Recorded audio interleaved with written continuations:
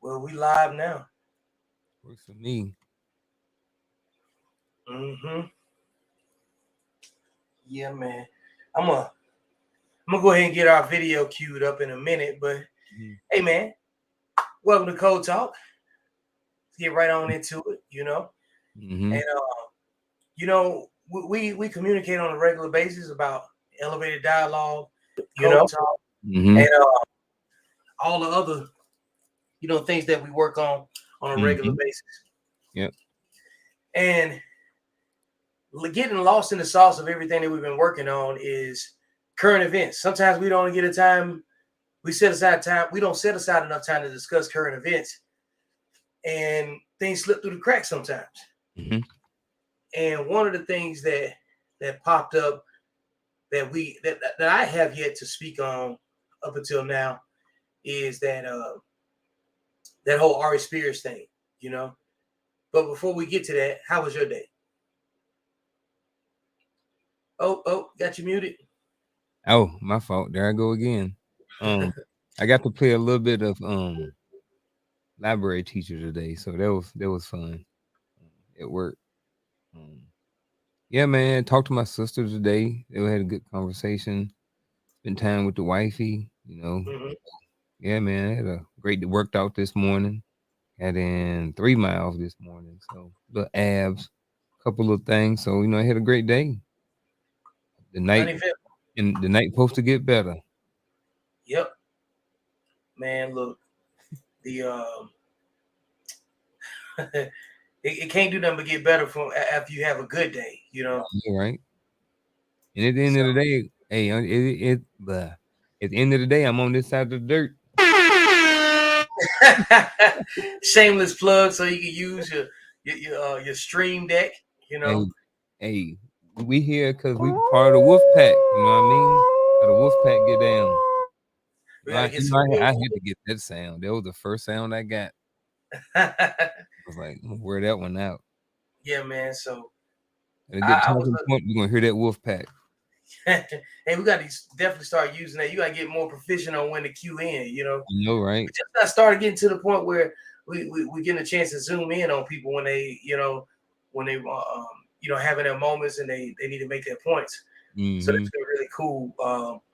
Just even talking, like, even now we don't get a chance to talk about the in-show production. We talk about the pre-production on the intellectual side, but the execution of everything, that's been a task in itself too, So I see you every week. You add another nugget, another tool to the toolbox. Yeah, you got to keep evolving.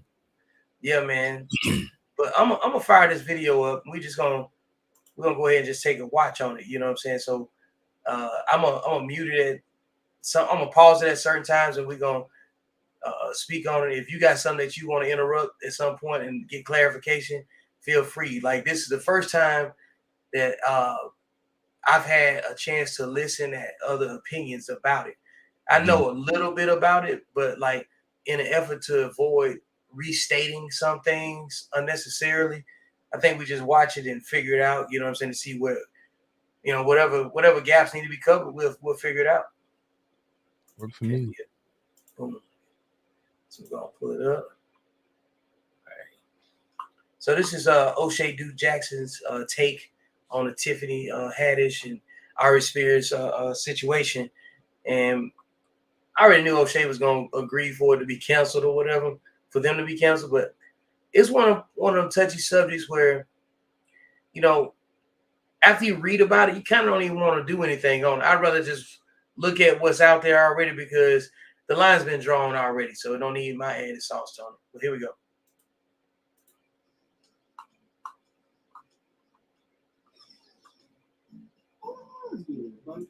Yeah, it's your boy. O'Shea Duke Jackson. At it again. Another episode. That's a lovely one. A few days ago, I recorded a video about Ari Spears and Tiffany Haddish. And, just some alleged lawsuits that would be coming from a family that said that these two comedians abused, some young people at the time. in a very inappropriate comedy video. Now, of course, when the story first came out, I said some things like, well, I don't know how true it is. Why is it taking so long for it to come about? And I was looking for some more proof. And of course, unfortunately, the proof is there. And, to talk about the video, Tiffany Haddish played a mother where, she was giving her mother to her son to basically Eric Spears, was playing an uncle. I don't want to play the video here because it's disgusting. And pretty much he was pretending to be a person that was, R. Kelly status. And even R. Kelly's music was in the background. It's supposed to be a prank or a comedy skit. And in my opinion, for those of you who have seen it, there's something funny about this. The videographer was focusing in on the kid's body.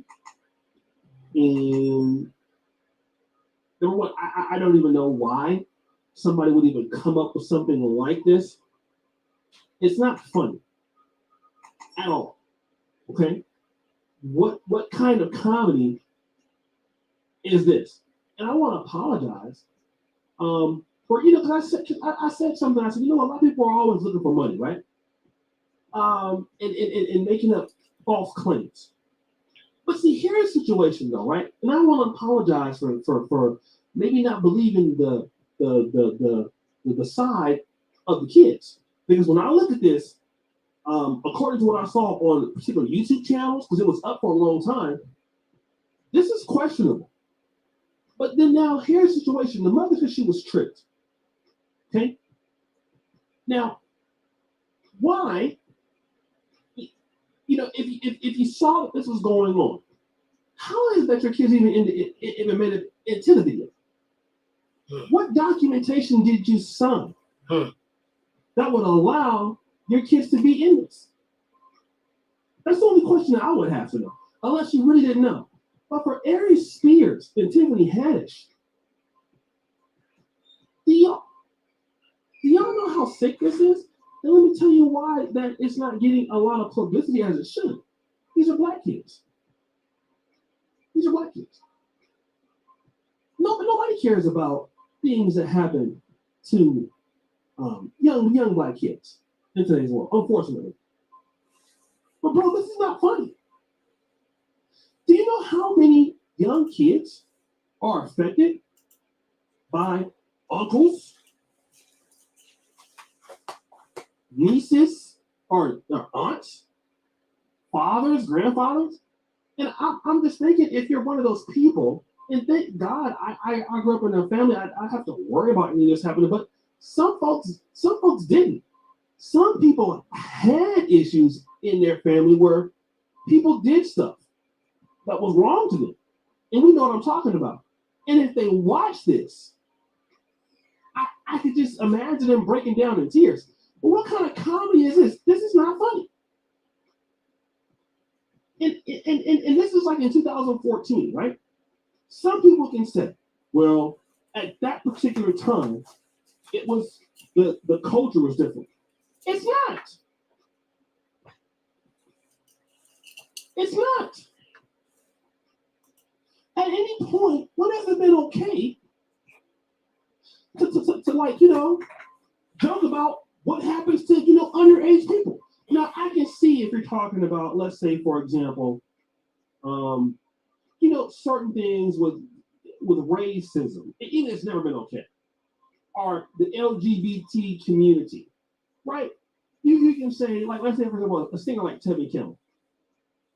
Tevin Campbell, if we want to be truthful, he had a hard time ever sustaining his childhood career because he was gay. Wrong era, right? We know that about Tevin Campbell. If Tevin Campbell was heterosexual, Tevin Campbell, it would have had a greater career. But him being gay is what stopped his progress. Now, in the 90s, it was different. In the 80s and 70s, women's expectations things you could say to them then you couldn't say to them now, right? But in no era has it ever been okay that I know in American history for somebody to talk about somebody a 7 or make a joke about. That's never been okay. It's never been funny. It kind of makes me believe, like, how did you even think about this? How? It's ridiculous. Like, I feel for people who had this done to you. Let me just say this, and for what it's worth, I pray that for whatever has ever happened to you, that you're able to overcome it and able to be focused in life because of what's happened to you. But to make a joke about this, it's not cool. Especially with boys. Let me tell you this. Young women are, they have suffered abuse, right? But you know who suffers a lot of abuse in the Black community? Nobody talks about it? Young Black boys. At the hands, sometimes of other men when they dress. And when you wonder why, a lot of times we go out here, we have men in the communities that they don't like other men. We don't know what happened to them. A lot of these boys end up becoming very, very hateful. They become a problem in our community. Why? Why? Why do you ask? Because somebody took advantage of it. And it's not okay. And even for adults. It's not okay. Even if this was an adult woman and you made a video like this, it's not okay. All right? And our spirits needs to come out and like, look, it's distasteful. They knew we were going to do it. It was distasteful. It was bad comedy. And just face it. Like sometimes you got to face things, right? I mean, something like that. That's public. I can see if it was let's say if it was a joke somebody told and it's not out there, right? Then okay, nobody can see it. But you filmed it. It was edited. Like nobody said, like, yo, the filmographer, the videographer, like Tiffany, yeah, like none of y'all said this. It was like, what? Nobody, how? But guys, what do you think? It's your boy, O'Shea Jackson, back at it again for the episode. Oh, what's what you done? I appreciate you for all you do. Start the bell. We're out. Recently, Dr. Umar Johnson and Cynthia G participated in the panel of 5 people on Fox Soul. All right. Let me go unmute you right here. You know what I'm saying? So, is that the first time you seen anything about this? Yeah, for the most part. It's the first time I watched somebody else's take on it because, I felt like O'Shea Jackson covered very, very well. You know what I'm saying? I watched a few of his videos enough to know he gonna ask the critical thinking questions. You know what I'm saying, and speak directly. Mm-hmm. I really couldn't hit I watched the video twice, then I watched it a third time with you, trying to figure out if there was a question that he didn't ask that he could have asked that would have made it more succinct. But I don't even know how you get caught in a situation like that, like and proceed. Like we both been in the military. Sometimes you get one of them peer pressure, mission centric, mission essential deadlines, and requires you to push the envelope in some areas where you can kind of get away with some stuff or whatever. Mm-hmm. Basically, for a lack of plan. Calculated risk. Yeah, like little ad hoc tasking or something like that. I don't know about this one, man. I just don't. Like, I know what I don't know. I know that I won't ever put myself in no position where that's even an option. Mm-hmm. Like, you, as a man, you can't get your name caught up with nothing negative involving sexual abuse or mistreatment of children. Mm-hmm. There's a few other things you definitely can't get involved in too, but we're talking about children right now. Yeah. some of the stuff that I remember seeing was that the mother of the children didn't know that this was being filmed, and she thought it was some Nickelodeon stuff going on. So nobody is looking for this type of scenario, you know. But what did you think of it though? I mean, was the kids related to anybody? Were they related to either one of those two people? Well, Tiffany Haddish, from what I saw, she was in close enough contact with them for them to refer to her as auntie. Yeah, you know, in our community, they don't necessarily mean blood. No, she wasn't blood. She's definitely not blood. Nobody's blood to the children. But it's definitely somebody that's trusted enough. Yeah, I mean, I think if you feel like you calling somebody auntie, I think in a way you feel like they are close enough to the family that you can leave your children with them. You should be able to leave your children with them. At the same time, we had this conversation yesterday. Mm-hmm. So I guess I did. I kind of vaguely remember it now that you said something about it. I guess I did. I had to saw a video or something. I don't know. But yeah, there are a lot of times it is, you know, like they say, somebody you know, somebody close to you that, you know, is doing those things. A lot of times it is an uncle or somebody. You know, what was it, Antoine Fisher? So what? Antoine Fisher. That was kind of similar, same thing. Yeah, right? yeah. And I think those things are sometimes hidden in the community because people don't want to say something, and I think sometimes people just don't know, and I think sometimes people are naive, and then I think, you know, some people are too trusting, or just there's some people, you know, you never want to think that about a family member or somebody that you trust. You never want to think that, hey, uncle this or aunt so and so is going to do something inappropriate with your own child. You know, yeah, of course not. Nobody wants to put a situation like that. Yeah, and especially if you're looking at somebody, you know, has looking at somebody who has star status, you know what I mean, you think they would have a lot to lose. So, I mean, you wouldn't think that they would be putting, you know, that doesn't look like the typical person, you know, that you would think of that would be doing something like this. You know what I mean? You got a family member or you call auntie and they're a star. You know what I mean? They're like, hey, we got this opportunity or we're going to do this. It's like, it'll be the last thing you're thinking of. You know what I mean? And he's like, oh yeah, we'll go with Uncle, you know, Auntie Haddish or Auntie Tiffany. You know, me and your dad or whatever, we're going to go and, you know, go to the bar or something. I don't know. You know what I mean? But like you said, they obviously felt comfortable enough with them in order to leave the children the children with them.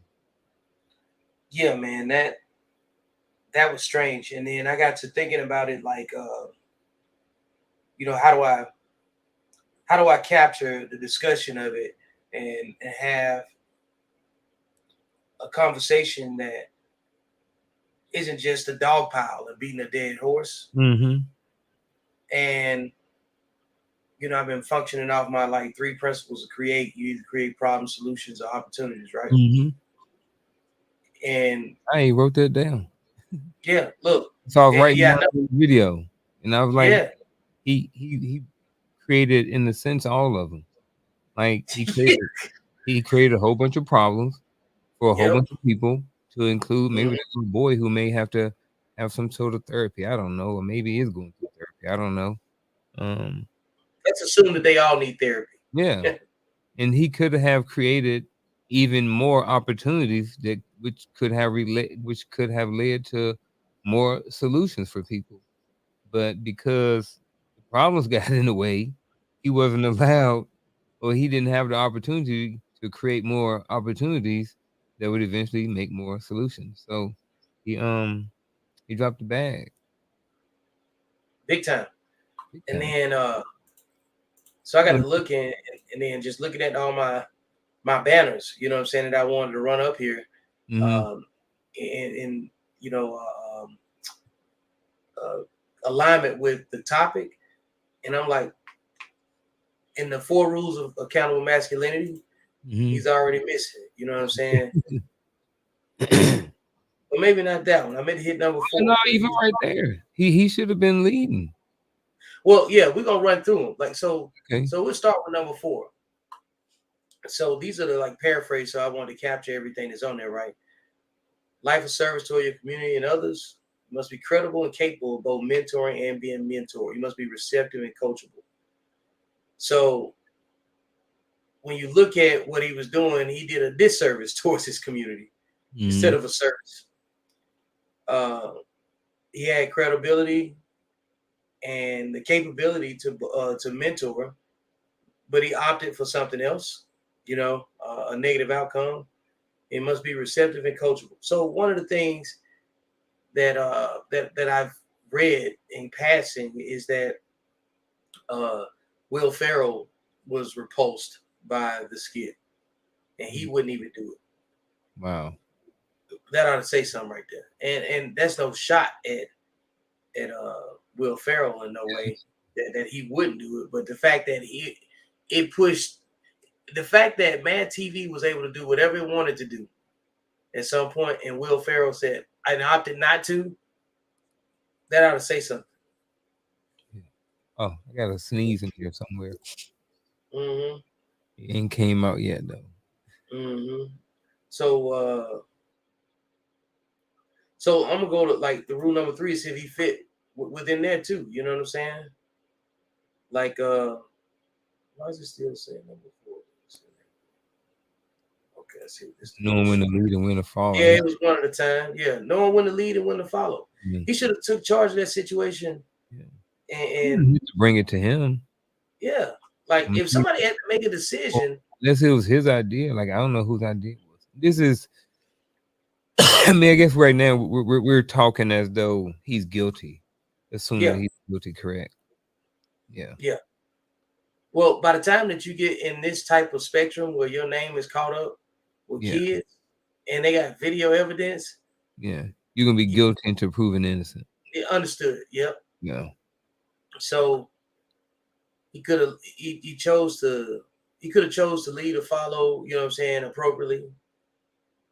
And he misrepresented fellow men. Mm-hmm. We're not perfect, but we must have redeeming efforts. Meaning there's some things that you can't come back from. If you make a mistake, when you make the mistake, what's the context of the mistake? What were you doing when you made the mistake? Kind of like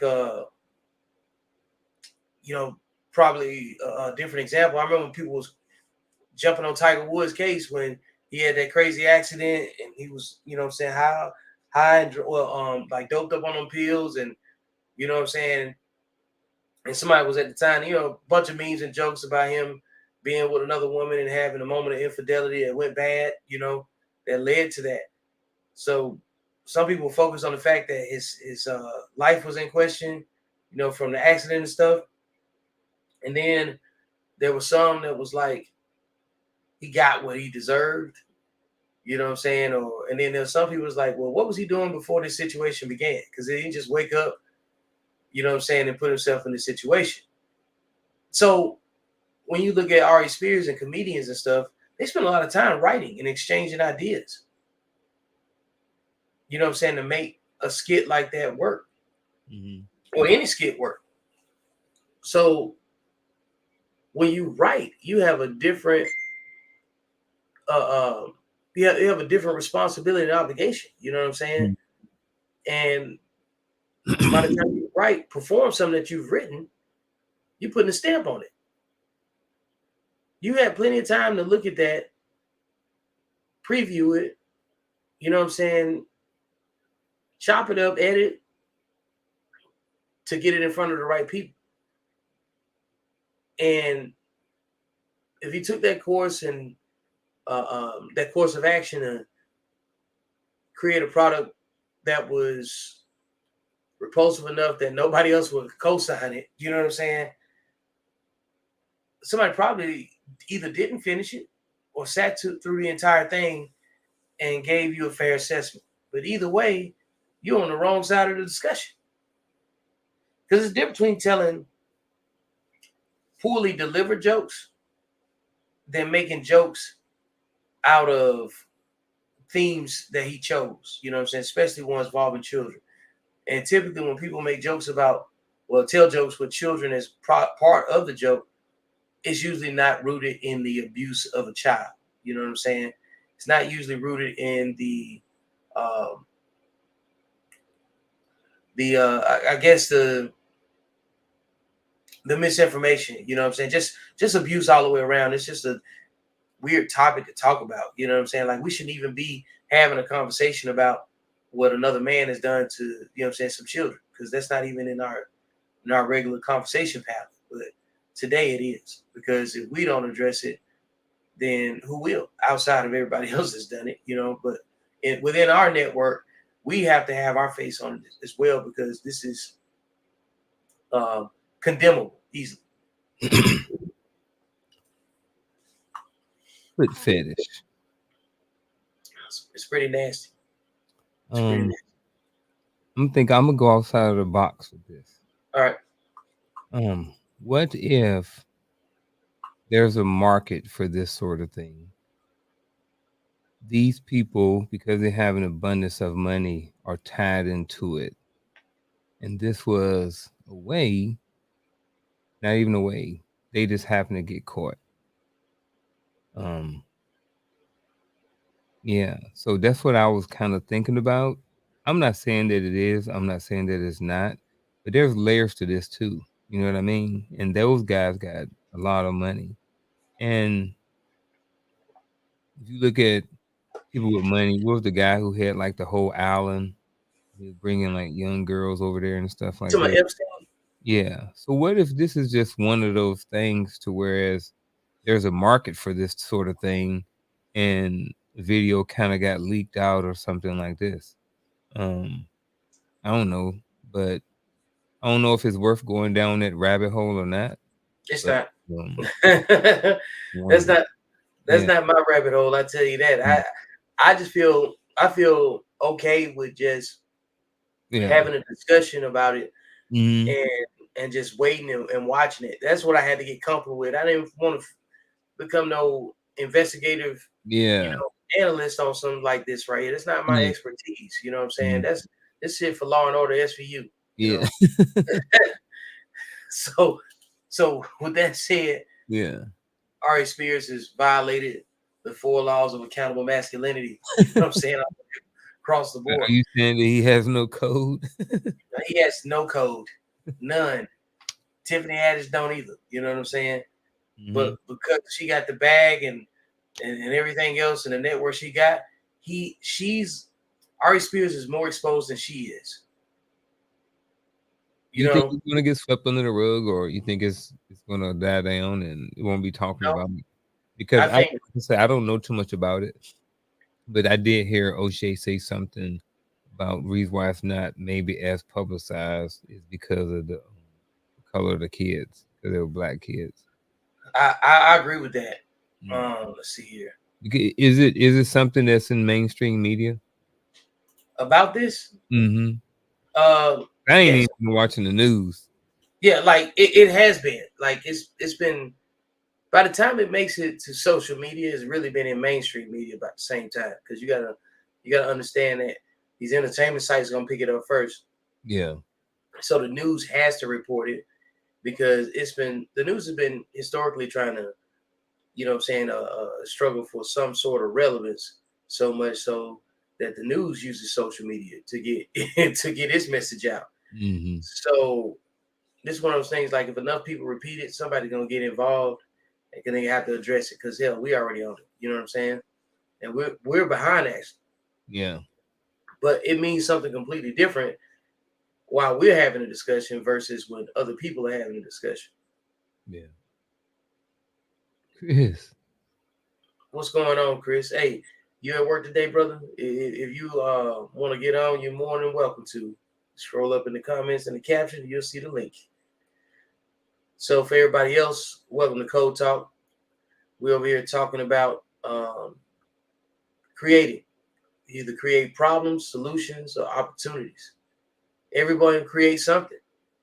And we just got to talk about Ari Spears and this comedy skit that has gone left for him that he actually did 4 years ago. So imagine waking up and having to deal with all this nonsense. You know what I'm saying? But it's self-inflicted too. What's up, Larry? How you doing, bro? Shout out to Larry. Man, what you do this past weekend, bro? Who, me? Yeah, you. Oh man,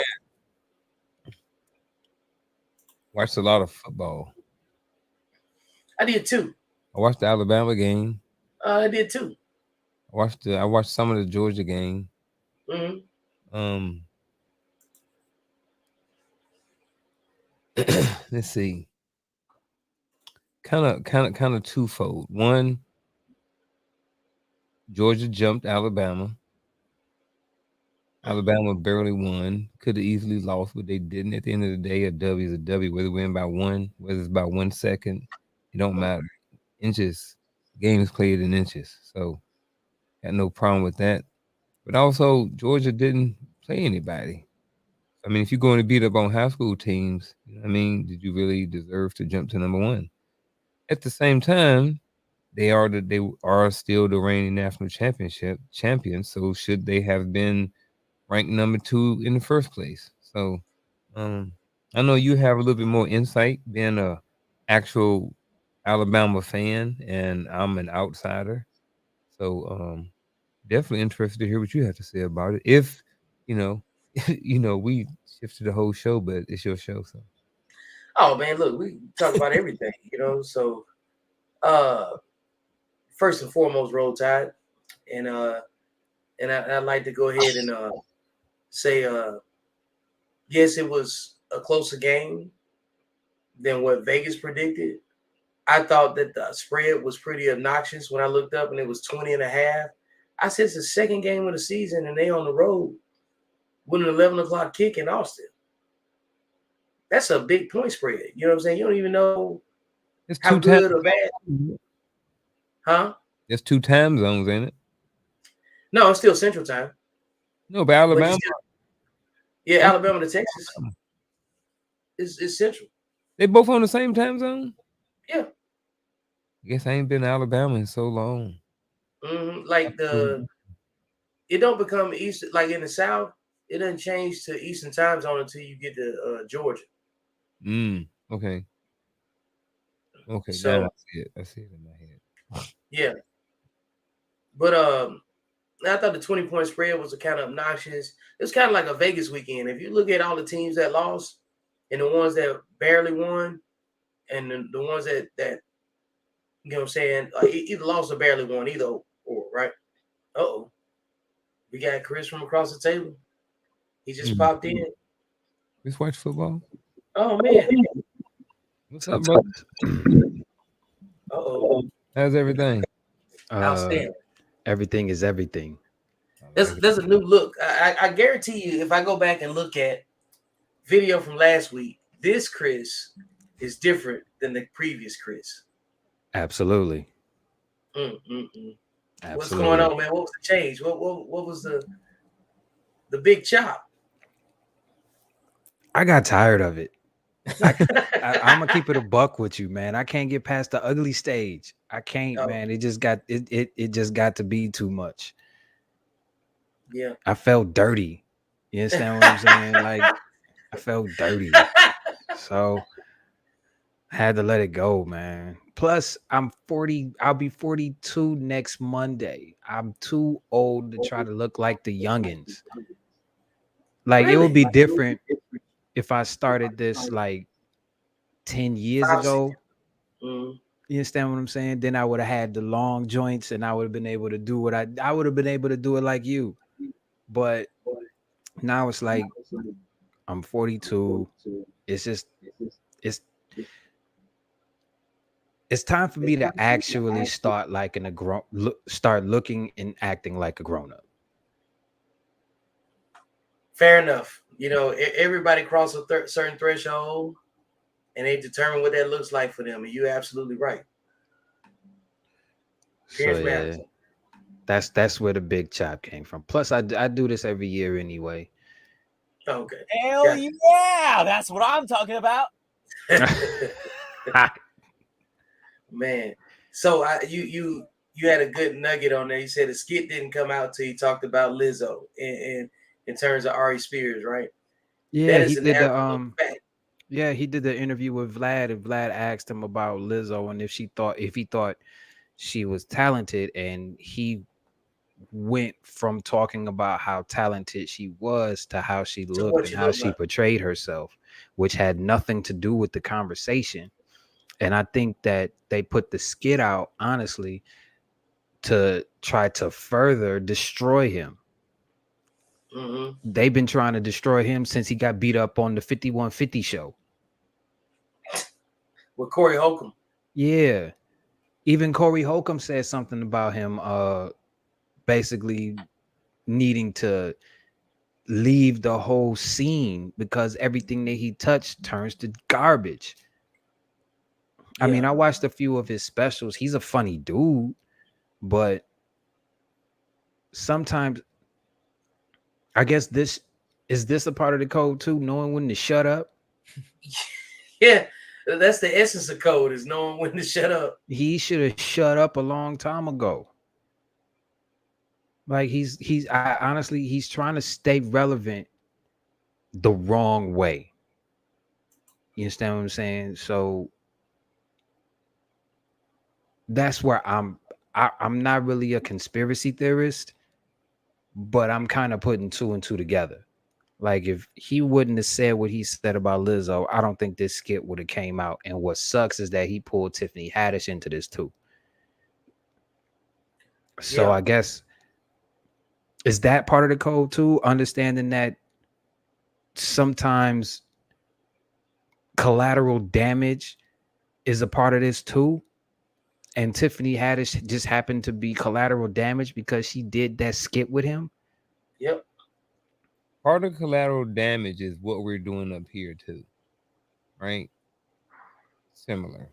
We each have individual brands. I can't come on here and act a fool because I know if I come on and act a fool and I get Vic's channel shut down, that's on me. So we are responsible for the people that we hang around. You know what I mean? And we can be, you know, I don't want to be the collateral damage. You know what I mean? Like I don't want to be the guy who causes the, one of the legs. I don't want to be the guy to make the Jenga fall over. I don't want to pull the wrong. Maybe I'm not using collateral damage correctly, but I don't want to be the guy who pulls the last Jenga block out and cause the whole ship to crumble. You don't want to be the point of failure. Nope, not at all. And that's the good thing about having the good and the bad thing is that you have to have people that you can trust in order to do these things with. And if he trusted her, I'm just going based off of your talking points. If he trusted her, he should have never pulled her into his mess in the first place.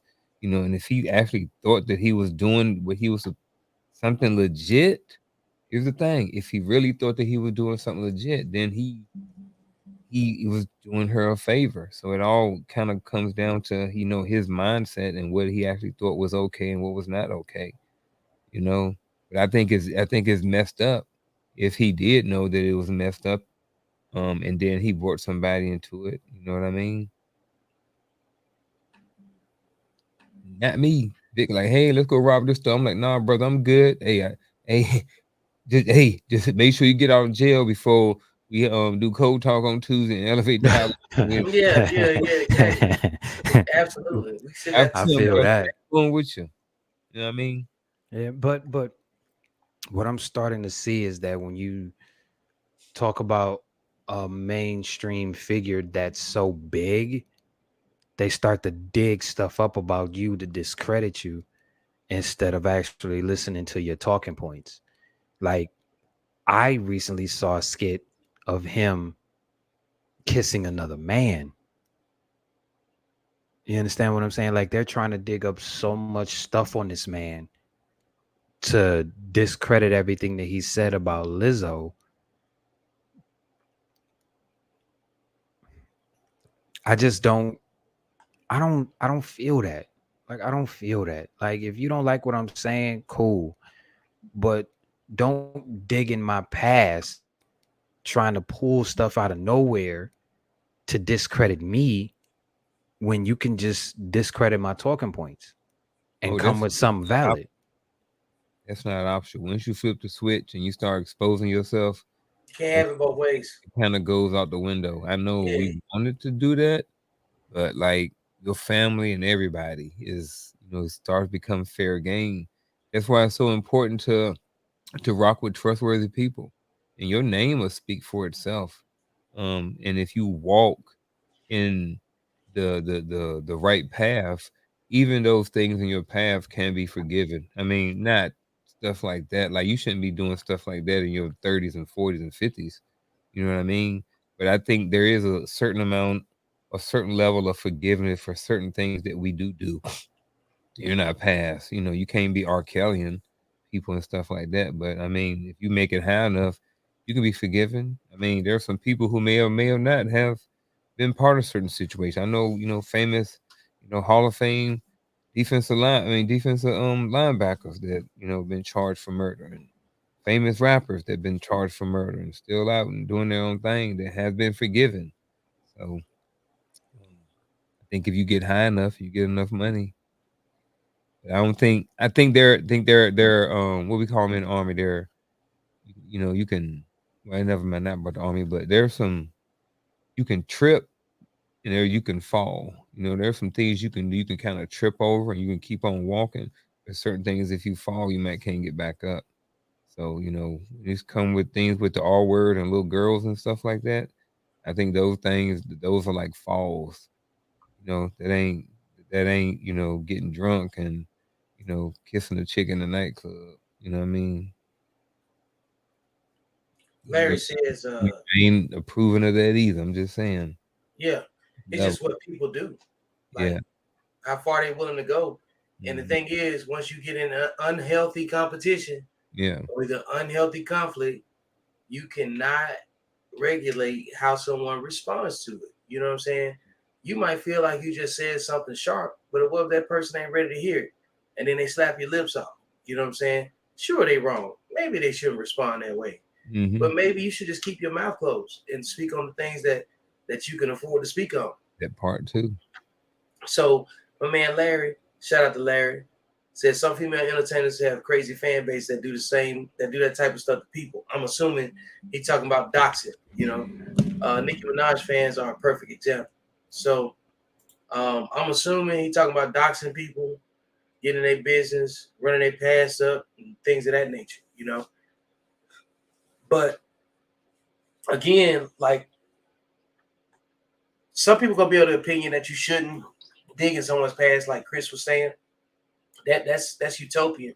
Yeah, I think they shouldn't too, but I understand that. That's what you're asking for when you try it. Like, ain't no different than that crazy chick that left that review on my book. Yeah, you know what I'm saying. And then people went back looking for her, and they could see, you know what I'm saying, where I was trying to help find her lost daughter. You know what I'm saying.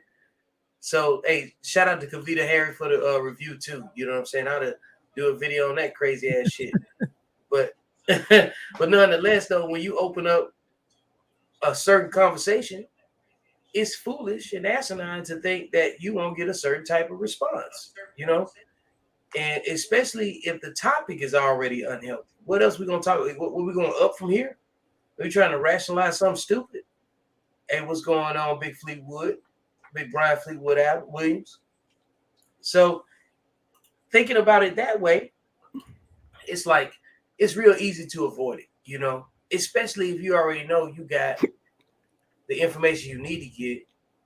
The difference of it is that how widely socialized is the topic.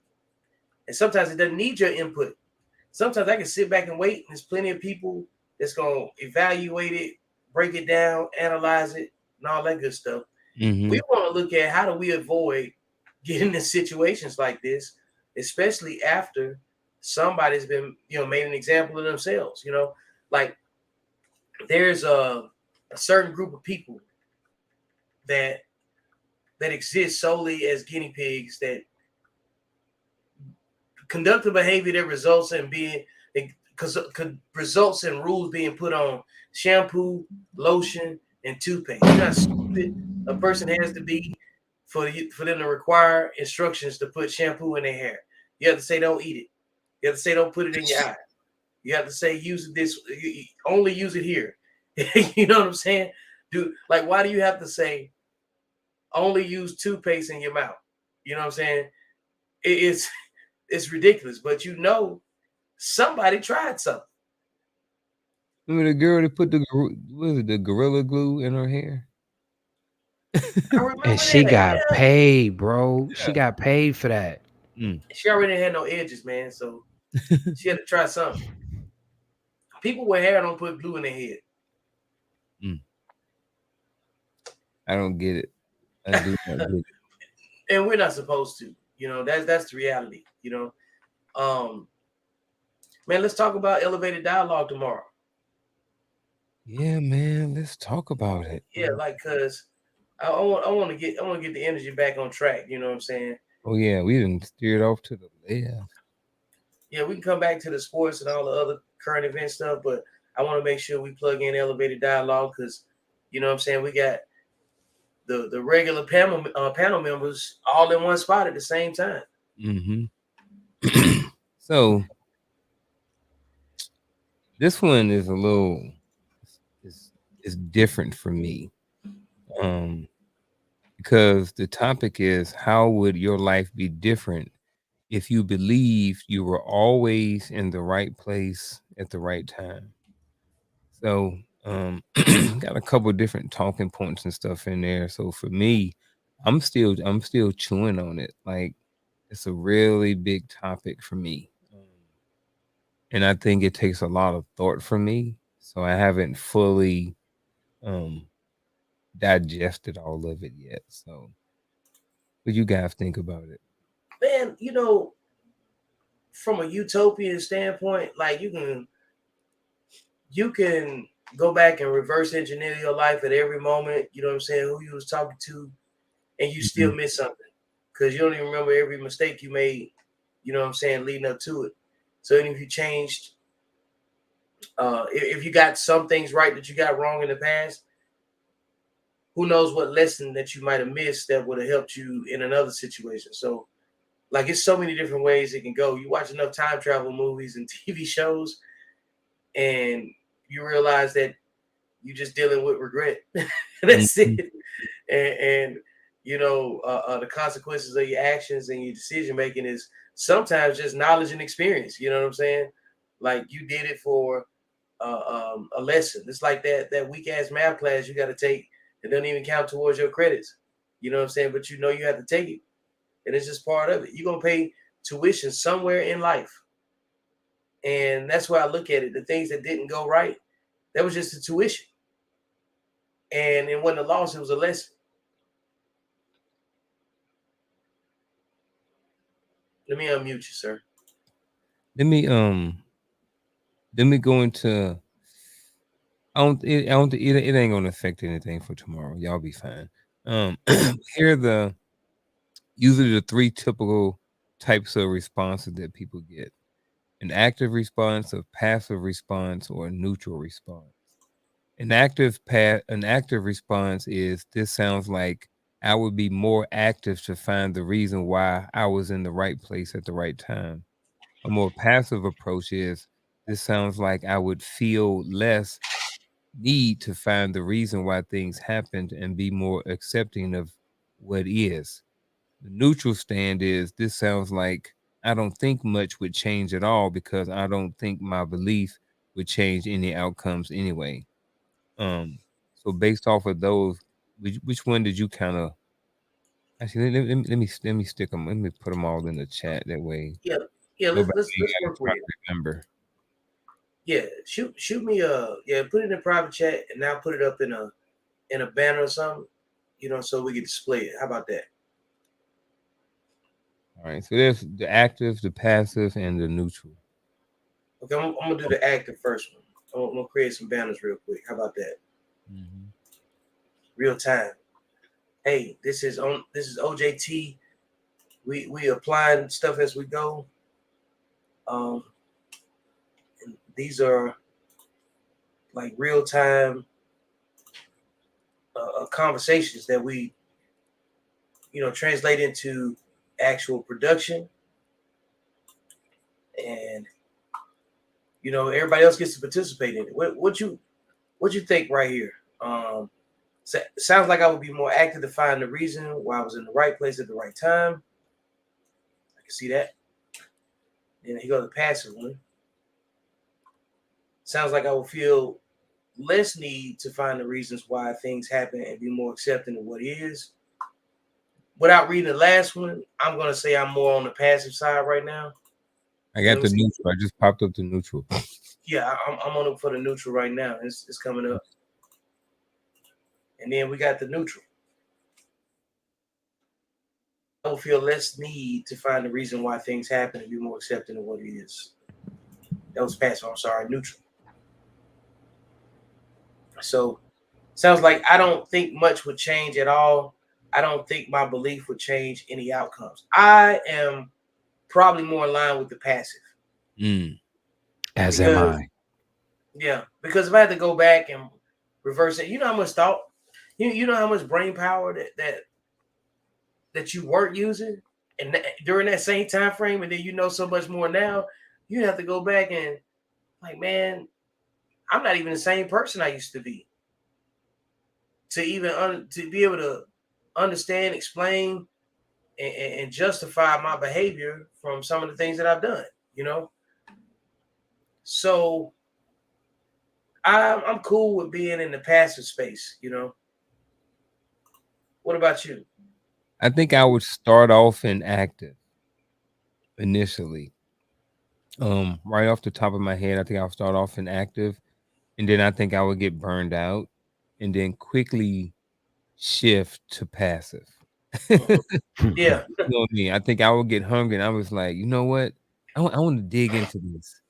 I may dig into it for a day or two, a week or so, but I think I would get burned out because I feel like deep down, I feel like it would be a waste of my time because I'm here today. So like, there's really no need for it. What about you, Chris? I think I would kind of stick with the passive only because everything that happened led me to where I am now. Everything that I've been through led me to linking up with Uncle Junior and Uncle Junior linking me up with y'all and me learning. You understand what I'm saying? So everything happens for a reason. I don't think I would change anything. I needed to go through all of that just to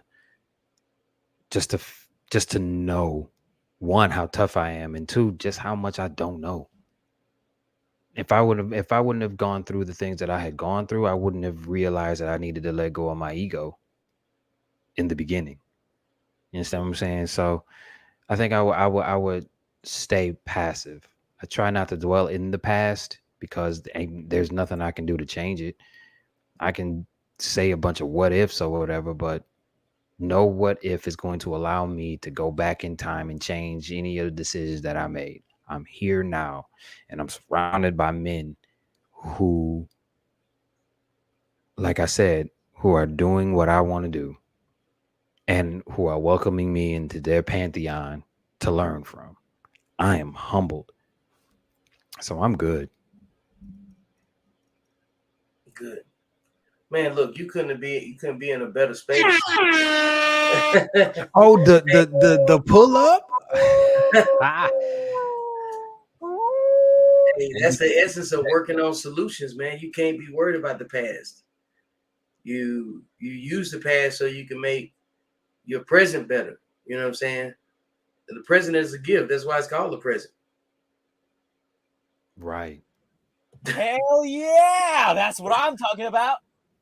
That is so necessary. Yeah, Word the killer. Active type in my early 20s. And again, active is while I was in the right place at the right time. Yeah. I get that, I definitely get that. It's like we kind of transition in life. We evolve, our personalities change. I was I was a hard head, man. I used to be, man. I For had, no reason. huh? For For no no reason. reason. That's the Like, thing. Just being hard headed for no reason so and like, knowing it. yeah. So I had fun in the army. So I was a couple of ranks, a couple of times. You know what I mean? Like I was E1 a couple times, E2, E3. I made E5, lost E5. You know what I mean? Just being hard headed and stuff. And my mindset then is nowhere near the way it is now. Like I wouldn't even think about doing half of those things right now. Getting in trouble and stuff like this, and I think, for whatever reason, I outgrew it or got in different scenarios, different situations or whatever. But, I didn't really feel the need, or I guess part of it was fear. Because it was like, you get tired of getting busted. And that last one from E5 was bad. Like went from E5, went from being in charge to being a soldier. I mean, to being an NCO to being a soldier. In front of soldiers at that. Yeah, right in front of the soldier. Like I stayed there, and I remember this one female. After I got demoted, I walk around and she like, "Hey, what's up, Sergeant Martin?" Oops, I mean Specialist Martin, and I was just like, Oh man. and then like I lost orders. I was supposed to go to Germany. My orders got deleted. I went from E5 to E4. I think I got restricted to the barracks at some point. Damn. Yeah, I lost BAH. Your BH went down, your pay went down. Like all of those, you lose all of those things. So, um, yeah, man, I had to transition. So it's kind of like it kind of goes back to like, our mindset. When I was younger, I would have been more passive and trying to seek and do these things. And then now that I have experience and I have life and I understand exactly what's really important and what's not important, you know what I mean? The need to really go deep into something like that is not really something I want to burn a whole bunch of brain cells on anymore. So, Hey man, what's the return on investment of your energy? yeah. What's the ROI? If you give all that time to trying to figure out, how to live with your regrets and justify your decisions in the past, you're gonna waste a lot of your present. Yeah, and it's situational too. Like if we're doing a podcast, like let's go do it. Let's what I mean. Let's burn some brain cells. Let's and let's see where we come out at the end of it. I'm down for doing that. But like on my personal time, I like doing other things besides dwelling or seeking or trying to pull a bunch of things from my distant past. Is this our own EJ? Is that I was who? gonna Is that who ask that? that. Oh yeah, that is him. Shout Is out our word to EJ. EJ. Shout out to EJ. Word to EJ. Shout out to Pass the no wolf longer. pack. That sounds like something bit that wolf. They did. All right, man, you're reckless now. You just gonna start. You're gonna start talking like Bumblebee. You just respond with a video clip or audio clip. Video clip. So EJ says the past no longer exists. The future is your imagination. The present is real time. Hey, all of that is true. Every piece of it. The past occurred. The past is only good. I think the past is only good is if you can pull from it to move forward. That's it. Like, but dwelling on it and stuff, like I may pull something from the past to help me. Like right now, it's like, I'm feeling like, so you're feeling defeated about like, oh man, I don't know if I'm gonna run these 3 miles. You know what I mean? Like, man, can I really do it? Well, you did it. You know what I mean? Last week you ran 4. So things like that, but not like I don't feel really the need to dig into, how life was when I was 6 years old. You know what I mean? No. And I'm 46. And what's changed? Yeah. No. So, bro, I had a mind shift, man. I didn't tell you all about it. Go ahead. Oh man, it's shoot. Let me mute my mic. Yeah. So here's the mind shift I had. Vic could probably gonna appreciate this too, because of all the years I spent in school. So at the end of the day, I'm 46 years old. I just recently graduated in May, this past May, with my master's in school counseling, right? So up until about 3 weeks ago, probably maybe 2 weeks ago, I've always well, let me back up a little bit. In high school, my senior year of high school, the first semester I failed English. The second, and then I had to go to night school in order to make up those credits. The second semester, I failed again. Long story short, even though I failed, I was on the football team. I ain't gonna say what coach it was, but the coach went and go talk to one of my teachers, and I ended up passing with a D. So for many years, up until about 2 weeks ago, I've been referring to myself as that CD student. Anytime anybody talk on me, I'm like, yeah, I'm just a CD student. I'm a CD student, right? Fast forward, like I said, I just got my master's, but before I got my master's, I have an associate's and I have a bachelor's. So I say all that to say this: it wasn't until about 2 weeks ago when I was sitting outside with my wife when I was like, you know what? I'm not a CD student. Like I made A's and B's in my master's program. So it's like it wasn't until I was 46 years old about 2 weeks ago until I had this huge mind shift. And it was crazy. So it's like we still can grow in different things like that. And that's a perfect example of how our past can capture us and hold us hostage in certain areas of our life. And I'm so glad that, I had that mind shift, and I'm looking forward to, more future mind shifts and stuff like that. You know what I'm saying? So, um, yeah, that's all I got to say about that. Man, you got out of that classroom and start making, well, you stayed in the classroom, but you just made space, like with your off time, use your off time differently, and it was able to augment what you were doing in school. Made it easy. Perfect, bro. I never thought about it like that. The past is a tool. Absolutely. Man. Yep. You use your previous experiences to engineer your future outcomes. Man, shout out to EJ, man. Hey, keep blowing the horn all day long on that one. Blow the horn again, because here go the other book. It say, illuminating my past to bring change to my future. Is that not what everybody does? That accomplishes something, that wants something better.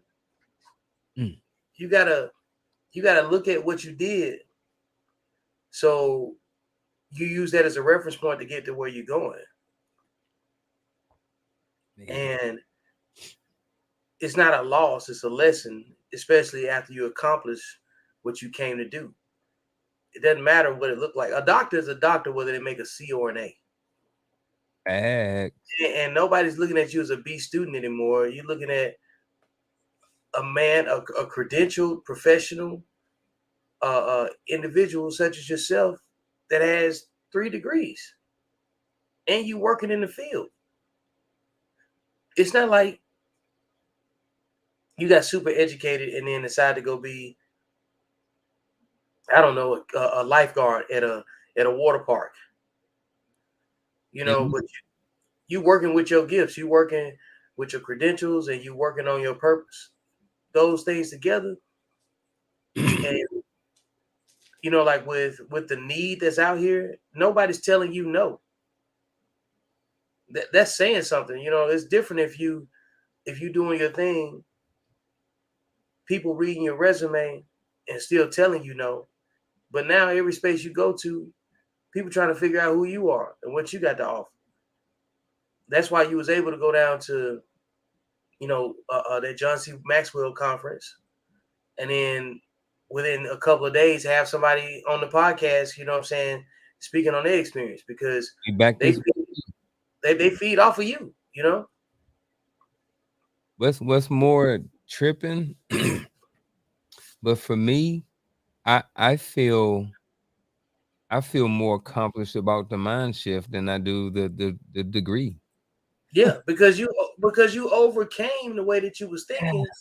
Like you achieved what you achieved before the mind shift. Yeah. So I didn't and I had already had an associate's. already had the bachelor's already had the master's. So like I'd already proven that I get higher marks than C's and D's. But it was crazy how I went to a couple of weeks ago before it actually came out. Application, man. Oh man, that's crazy. Like, so Chris Learning the he's difference. talking about like he learning, bro. Like, you know, and like, bro, we still learning too, man. Like 46, bro. I wasn't 46 years old when I told myself I wasn't a CD student anymore.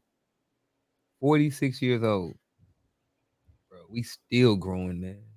I wasn't doing none of this entrepreneur stuff 5 years ago. Vic tell y'all my feet was kicked up ready to do 20 years in education.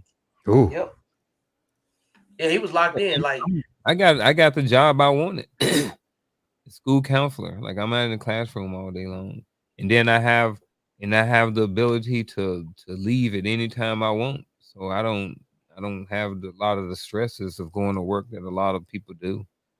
You know, so I could pull a pitch any day. I can, but I ain't. I got a couple more things to do. A couple more things, Chris, and then I'm out. Yeah. Man, look, that's the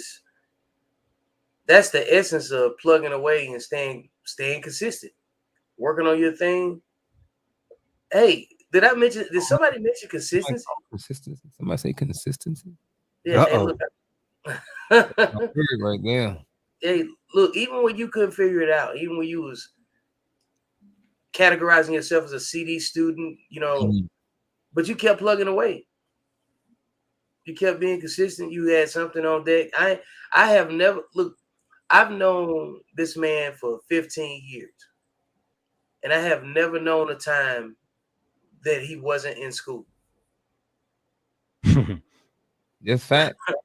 I met him. He was carrying a little school book in Iraq. That's what I know him as. You know, he's always been. I've seen him with and without a beard. You know what I'm saying? In uniform and without, and he ain't never not been in school. I've seen, you know, like in 14, 15 years, there's never been a time where he wasn't in school. And I don't like school. I don't, man. Like, you know what it is? He like abuse. He's a glutton for punishment. Yeah, he's a glutton for punishment, man. Most of my education was a struggle. Like, it's just, oh man, it's just so draining. It's just so much. Like, I don't like learning about stuff that I don't like learning about. Right.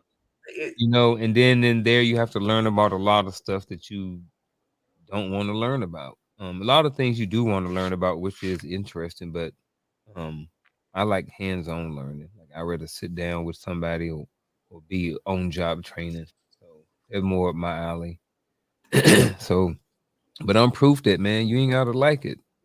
You just gotta get it done. I knew I had to do what I had to do in order to get where I wanted to be.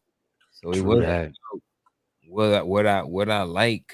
You know what I mean? You put your feelings and you put all of those other things aside and you do what you need to do in order to get where you want to go. And that's just part of the process. We all got to do it. And if you don't, no problem. Life will let you do exactly what you want to do. If you don't want to push and move to the next level, life will say, okay, we got a spot for you right at the shelter. You know what I mean? You can go stay in Vic's basement or you know, you go stay in the basement or something. You know what I'm saying? Right. We got no basements in Texas. I'm not saying you can't stay. You just got to figure it out. Life's gonna teach you you know, what you should have done and what you should be doing. Like life will always show you. Hey man, look, life gives you the opportunity to create problem solutions or opportunity, and everyone creates something. You know what I'm saying? As written at the bottom of the screen. So, Chris, what you got to chime in on, man? Because like this man has done the thing that most people know that they need to do. I think everybody knows that at some point, being in a classroom, learning something else, and getting it on your resume is like the big elephant in the room after you've done so much. Like even me, I've written a couple books, I've done a bunch of stuff, but I still need to write more books just to capture my experience. And at the same time, I know I need to be in a classroom again soon, you know, but you have to get your life in a place where you can create a space that you can maintain, and just saying you want to do something impulsively, you know, and not follow up on it. So at this stage in your journey, and you know, you at the great reset, but you got like all of the cheat codes because you know everybody that's gonna tell you all of the answers, you know, and cuss me out in the and meantime. cuss you out in the meantime, you know what I'm saying, and say, "Fuck you doing? What you doing?" You know what I'm Right. saying? Like, Uncle Junior, the cheat code for men. what have you taken from the things that Uncle Junior is talking about? Hey, I like that Uncle Junior's cheat code for men. That's what it is. It's on the banner. Yeah, I see. The main thing that I took from it is that sometimes you're going to have to do some things you don't want to do or don't like to do to get where you need to go. And I say it all the time. That involves letting go of your ego. I know I don't have all the answers. I know enough to know I don't know everything. I know enough to know I got a whole lot more I need to learn. Some of it is going to come from a classroom. Some of it is going to come from the streets. Some of it is going to come from a bunch of peers who actually want the best for me. You understand what I'm saying? And that's another thing. I had to actually get around people that actually wanted the best for me instead of being around people just to be around people. Having friends just to have friends. Like a lot of the things that I learned that a lot of things that I used to do was ego driven. And now that I'm not driven, I'm driven more by purpose than ego. I'm starting to learn a whole lot more, and I'm starting to be more receptive to it. So that's really like the main part that I got from what Uncle Junior was saying. Like sometimes you got to do what you don't want to do to get where you want to go. Just suck it up. It is what it is. That's life. Man, look. With them boards. Hey, to get something you never had, you got to do what you've never done. Yep. To get something you never had, you got to do what you've never done. So, absolutely. I'm gonna give you gentlemen it's getting close to us wrapping it up. You know, I want to talk about a little bit about football. You know, keeping it light before we get ready to wrap up and end on a good note. This is all y'all. Yeah. Hey, so my man Uncle Junior's a huge Cowboy fan. Oh boy. Here we go. Let's do it. So, listen, man. Listen, man. Listen. Hey, all things are true. I'm going to say this and I'm going to mean this. Steelers fans, Cowboys fans, and where I'm from, Cleveland Brown fans, y'all are some fanatics. Jesus H.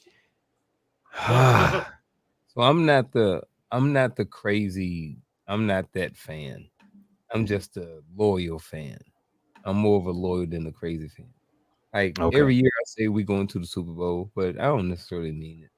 I say it. You know what I mean? I'm just being real.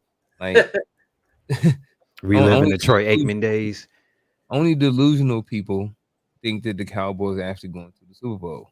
So I'm not one of those delusional Cowboy fans. I'm a realist when it comes to it. And they're not any of my top picks to go to the Super Bowl. So if they go, I'll eat some crow. I still win. You know what I mean? I don't lose at the end of the day. If they go, I'm gonna eat some crow. Yep. And I'm okay with it. And I'm like, I knew we was gonna win. So I'm gonna lie.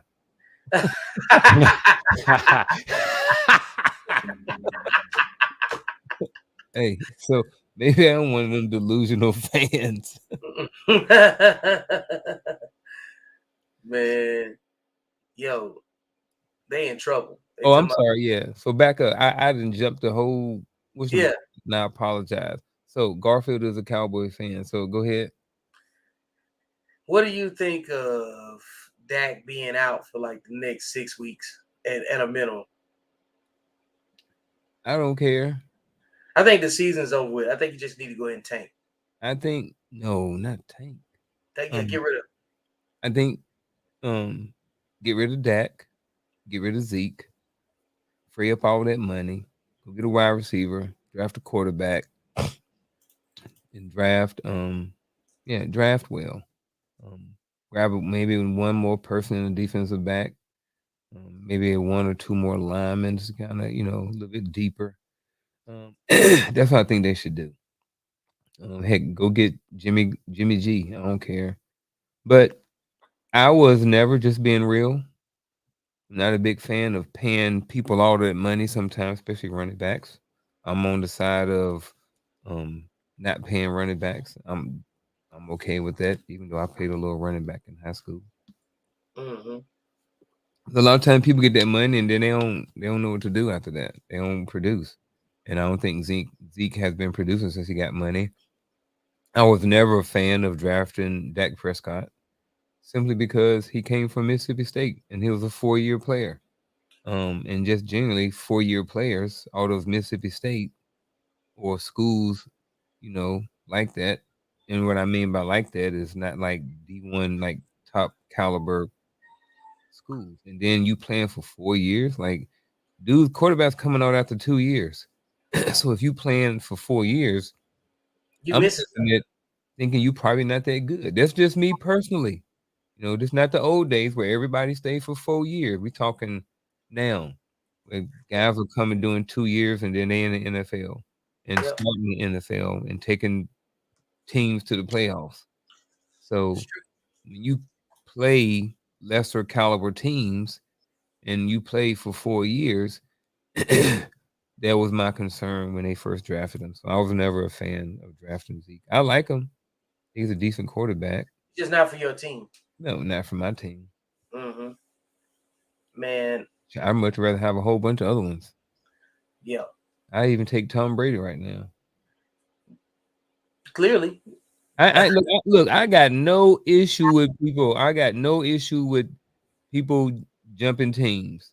Oh, how can you do? They supposed to be loyal. I'm like, please, if you had the opportunity to go, if you could do your same job for more money, for a different company, you'd be gone tomorrow. Yep. Gone. All day. I mean, these dudes the same thing. If they want to jump ship for better opportunities, more money, less money, more opportunities, better weather, they can do that. They don't owe us nothing.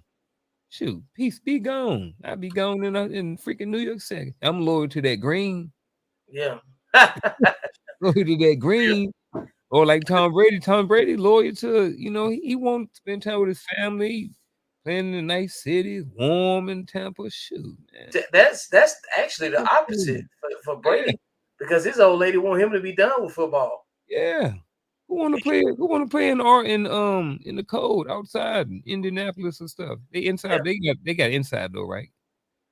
Yeah. I think they got a dome. Yeah, well, not a dome, but just a stadium with a top off.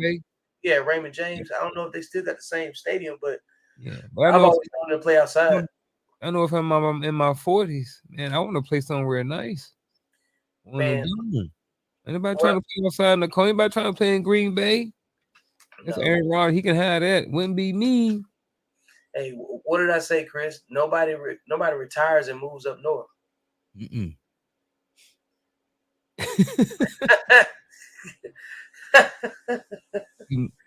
I moved to Utah. I think you muted. Yeah, he muted. Yeah. So that's the hot topic on the NFL side, I guess. You know what I'm saying? As far as like that I want to discuss. I'm not no super immersed, like NFL fan or whatever. But there's a particular logo on my wall behind me, on the right side of my screen, and it's the truth. It's just what it is, And this past weekend, I had the privilege of hosting my uncles, three of my uncles from Alabama, and my cousin. They all traveled out here, and then I had another one of my in my local uncles, Kevin Horton. Shout out to Kevin Horton. You know what I'm saying?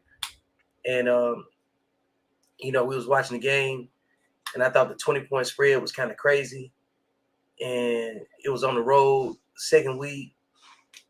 It's ridiculous. You know what I'm saying? Like I never believed in that line. I knew the line was crazy when I couldn't get no Texas fans to bet me, because they couldn't even believe it, but they knew they had a chance. And I think that a couple things were true in the game. UT's defense is a lot better than what they got, you know, initially billed for, and Bama's team on offense, the wide receivers need some work on creating separation, you know, and a few other things. And Bryce Young used his legs at the right time to help pull out a victory. But one of the things I will say, having watched my team for, you know, damn near all my life, and knowing when Bama used to not be able to play from behind, then watching them get better, you know, get good enough in recent history to play from behind, and then watching them pull that victory out on the road, despite the circumstances, was real encouraging. And then a lot of people were surprised by the fact that it was a 1-point win. But a few years ago, there was a team that went to that same stadium, and they pulled out a victory that everybody thought that shouldn't have happened. And that was when LSU beat Texas in Texas. But games and data happen so quickly, people forget that game was just really 3 years ago, you know? And now we're in a whole new scenario because Joe Burrow has since gone to play for Cincinnati and take his team to a Super Bowl also. In that situation, a lot of people say, Vic, you might have been nervous. I got video that says I wasn't, because I had a house full of people that saw me. And I wouldn't communicate like everybody else, but like me and my cousin would definitely watch it. It was like, it's over with. Left too much time on the clock when they gave the ball back, you know? So it was cool being able to say that I watched my team enough to know that when that moment comes up, they're going to play their best football for that particular series, you know? So shout out to the squad, you know what I'm saying? Alabama Crimson Tide. And, you know, good luck on the rest of the season. Hopefully it ain't nothing crazy. Hey, it's some other games coming up that's gonna change, you know, like the landscape coming up soon. So like my man Gerald Fincher on here right now, he an Auburn fan. For whatever reason, they can't beat LSU, and they never when it matters. So, and a lot of these teams, they got an opinion. They've been losers a lot longer than they've been competitive. You know what I'm saying? So, Tech and NC State, that's who I roll with. So they doing decent this year. They barely won the first game, but they still got the dub. They had a 1-point win against ECU. But, do you think that there was some hype around this game too? And sometimes teams like you mentioned, you mentioned Texas defense, so do you think sometimes, with the coach, with the Ben in Texas, with them not playing in years, coach playing, one of the proteges, do you think that sometimes teams will get hyped and will play up or play, I don't want to say above their potential because that's their potential, but where they have a game where everything's clicking, and then they put everything together, and sometimes it can make it seem like they're really good, but they may not play like that all the time. There was like a yeah, I know what you mean by that. Like if it's the first time you watch them play, like, dang, they look pretty good until they play somebody. Yeah. Okay. So, and like you said, the season will tell too, though. Ooh. So we get to that another time. I was gonna say, what you think about the Oh yeah. Do you want to switch the you got to do it by 24, latest at 26 to 12, the 12 team playoffs. 4 gonna have a bye. What do you think about it? I think you'll get a lot of garbage. I think if it's because we talking about everybody want a trophy? Is it one of these things? Oh I Lord. think people want an opportunity to get a trophy, Mhm. but like I think every time that somebody try to draw some criteria for it, it changes, to where somebody's eventually going to define the criteria. Like the argument for the college football playoff, you know what I'm saying, produced a 4-team playoff and people still weren't happy. So you got to believe that they had maybe 3 models and they chose the one that they felt the most comfortable with. So I think they were looking at the quality of the gameplay. And I think, and this is just my thought, when they got rid of the bowl system and went to the playoff, they were trying to create more tangible equity, for other teams. And in order for the college football playoff to have the maximum effect, you have to also you have to also incentivize teams to recruit better, perform better, coach better, play better. You know what I'm saying? And then what will be rewarded is additional slots. I think that if you couple the college football playoff, the NIL, the name and likeness deals that these players are getting now, so the college kids can make their money while they're still enrolled as students. I think all of it is just basically trying to take as much power and leverage from the NCAA to avoid regulation as much as possible. Because I think it's a combined thing. They look at you worked in spaces where strategy is important, and projecting 90 to 120 days, in some cases 180 days, right? Is it unrealistic to believe that people look at big organizations that generate a lot of money? They look at it in, you know what I'm saying, in a 5-year to 10-year format, for a specific outcome. Because the institutions, they don't covet the players, they covet what the players bring. So, and that's that TV money. And there's a bunch of TV deals that were signed in like the last 3 years between the ACC and ESPN, the SEC and ESPN, Fox Sports and whoever they got, right? Well, what's the best way to maximize what you get on TV? You kind of need a talent redistribution.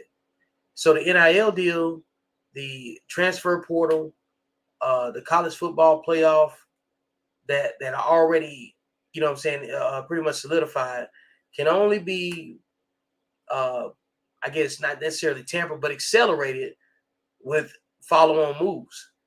So if they go and create a 12-team playoff, it's not about whether or not the interest will be there or the TV deals or none of that stuff, because they've already demonstrated that, right? It's the capacity. Because, like, if you have a 12-team playoff, how long are you prepared to run it? You know what I'm saying? Before it's garbage. Like, it's like those Thursday night NFL games over the last few years. Those have been the worst games to watch on TV. Yeah. Trash. Yeah. They say that that's the worst game of the week to play because that's when they generate the most injuries. Yeah, because the depth chart comes out on Wednesday. So you don't even know what you got. So, like, let's say somebody hurt on Sunday or whenever they play, the last game they played. And it's usually the shortest gap between them playing the Thursday night game. So they might have just had a great game on Sunday, then Thursday game they get blowed out. Because they hurt, short week, only walking through. They got to play a different type of game. You know what I'm saying? So it's one of those parts where, like, the NFL made some questionable choices, and we were like, we like football, but we want good football. And imagine you going out there getting hurt, or your favorite player getting hurt on the Thursday night game when the team is already probably going to lose anyway. I kind of want to look forward to some football too. It's like, I do too. It's like, man, you can't do nothing during football season because you want to catch all the games. But like, it's on every night of the week. It's like, man, Thursday night, then you got Friday night football, high school football. Saturday you got college. Sunday you got more got football. college on Thursday too. And yeah, only day you don't have football is Tuesday and Wednesday. Yep. Good thing our shows on Tuesdays and Wednesdays. Mhm. I already thought about that when I picked Wednesday. I Yeah. already knew. I said I'm not competing with Friday nights. I'm like, Nope. people want to go out and spend time with their family. People go out to eat on Friday night. I said only thing people do on Wednesday night either on watch TV or go to church. Yeah. Cool. My man Gerald said he think it should That's why have I been 8. picked Wednesday. I'm like middle of the week. I said I ain't want to do the weekends. So Yeah. I agree with that, Gerald. It should have been 8. But here's the thing you run into though. it's gonna be 8 anyway, really, because the It's first 4 teams got to buy. The first 4 teams, the top 4 teams got buys. Yep. Because And they're gonna be gone, so the second week gonna be right at 8 teams anyway. you know they haven't figured out what to do. They haven't figured out how to keep the same schedule and not draw any negative attention for adding games. Now, I think they need to take out some of them regular season games that out of conference games.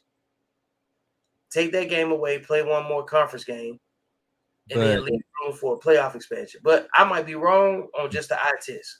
Can you do that though? Because here's the deal: if you take 2 games out, all of those teams ain't going to the playoffs. So that means let's They say got to play you're somebody. playing 10 games now. You're playing 8 games because you got a potential of going to the playoffs, and you don't want to play for 15 weeks.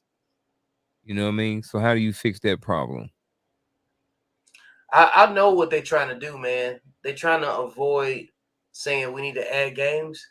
But the reason we having the conversation about how many more teams we need and all that stuff is because it's not enough games in the regular season because you're trying to make something fit that was never originally intended to fit a certain way, you know?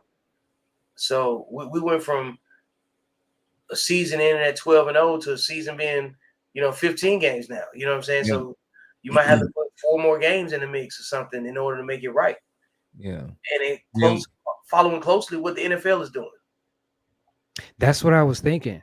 Because the NFL has the wild card, then they have the mid-conference game, then they have the conference championship, then they have the Super Bowl. I was starting to think that the college is doing the same thing. Gerald's right too. Yeah, he's trying to make room for a Cinderella team. They've been trying to get a TCU. They've been trying to get a Utah, a Cincinnati, a Michigan State. Those are good stories. Yep. NC State this year. Yeah, whatever, man. On what video game system? No, I'm talking about Cinderella. I'm just saying if I'm just saying they would be one of those teams, you know what I mean, that people would like, oh, Cinderella team. Yeah, we're gonna wait till college basketball to bring up NC State though. We're not gonna talk about football at NC State. Not even ACC. What you got, Clemson? Yeah, and Clemson looked funny too. You know what I'm saying? But yeah, it just hit me on something. Don't delete me because we get ready to get up out of here. But you mentioned NC State. Huh? You mentioned NC State. Uh-huh. And I remember this dude, they used to do all these fake Ray Lewis skits. I think it was called the fake Ray Lewis. And he used to say, what's wrong with the wolf pack? Now you're supposed to hit the button for the wolf pack, you know. So you gotta know how to bring your cues, you know what I'm saying? Oh man, I was slipping. I forgot that thing was over here. I didn't, you know what I'm saying? But gentlemen, I greatly appreciate you you both participating. Any final thoughts you want to leave us with, outside of the regular notifications, because I'm about to bring up, of course, elevated dialogue, leave us with some parting notes. Hey, like someone said, the Cowboys suck. Part of my final thoughts. No, at the end of the day, man, I'm a final thoughts is I'm gonna piggyback off you. Problem, solutions, and opportunities. Every day, most days, we have an opportunity. We have decisions that need to be made, and with some of these decisions that we make as men, they are going to create problems, opportunities, and or solutions. So when you're making these decisions, try to think long term and think about whatever decision you get ready to make. Is it going to provide an opportunity for someone or yourself? Is it going to provide a solution for yourself or someone else? Or is it going to cause a problem for yourself or someone else? That's my 2 cents. Uncle Junior out.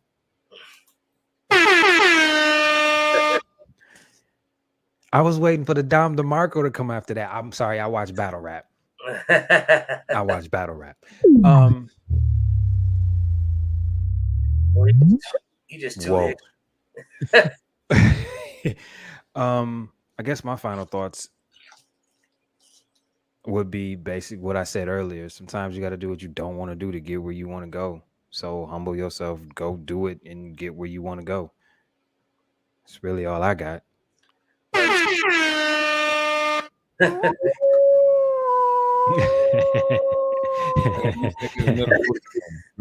guess another wolf. Boy, should have never gave y'all the internet. Should have never gave you the noise.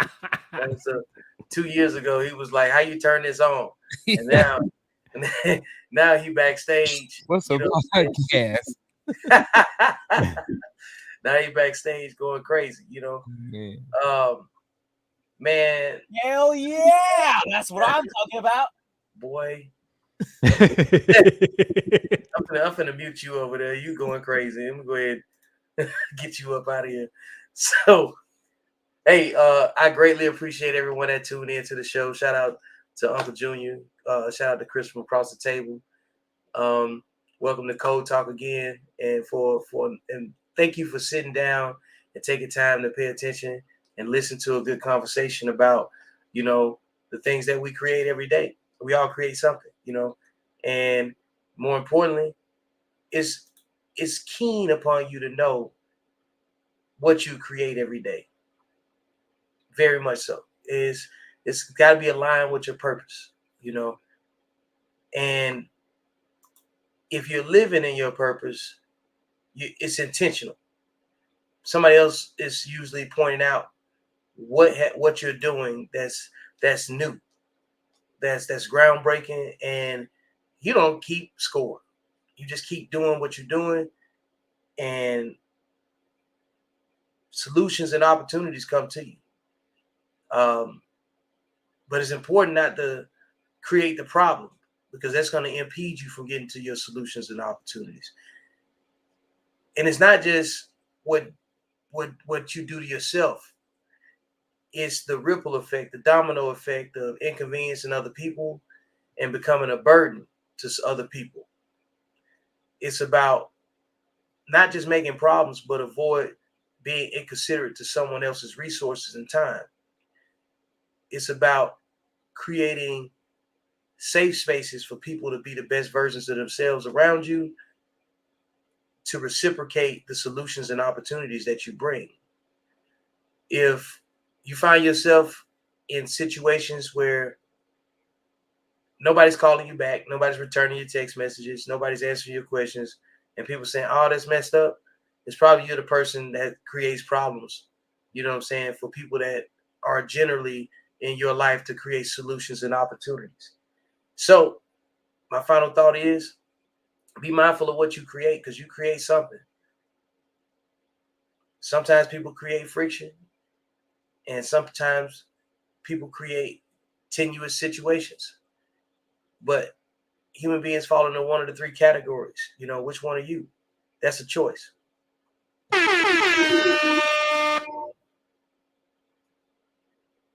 All right, gents, I'm out. See y'all on the flip side. Catch you backstage. I love you. Appreciate you participating. Chris, good to see you again. Pleasure. For everyone that tuned in, hey man, go to my YouTube channel, subscribe. Go subscribe to the Uncle Junior Network. If you feel like dropping some bread, you see the Cash App on there. You know what I'm saying? Send the money to that number. Pay attention to the caption, and you'll see the 4 rules for accountable masculinity. And we out, man. We'll see y'all tomorrow.